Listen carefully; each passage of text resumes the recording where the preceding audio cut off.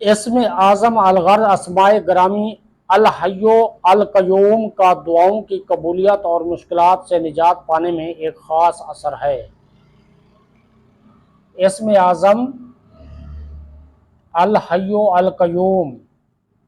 کا دعاؤں کی قبولیت اور مشکلات سے نجات پانے میں ایک خاص اثر ہے۔ سیدہ اسماء بنت یزید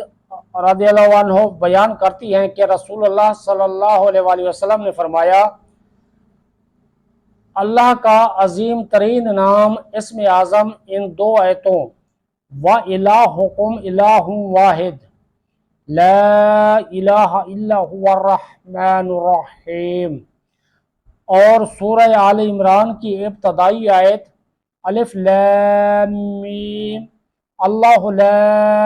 الہ الا هو الحی القیوم میں ہے۔ سیدنا انس رضی اللہ عنہ سے مروی ہے، ایک شخص نے ان الفاظ میں دعا کی،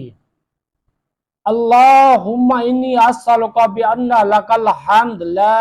الہ الا انت المنان بدیع السماوات والارض یا ذا الجلال والاکرام یا حی یا قیوم۔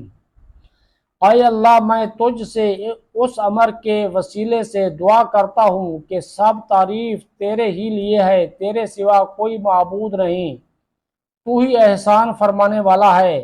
آسمانوں اور زمین کو بغیر کسی نمونے اور مثال کے پیدا کرنے والا ہے،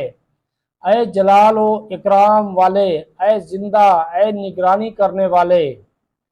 تو نبی اکرم صلی اللہ تعالیٰ علیہ وآلہ وسلم نے فرمایا، اس شخص نے اللہ تعالیٰ سے اس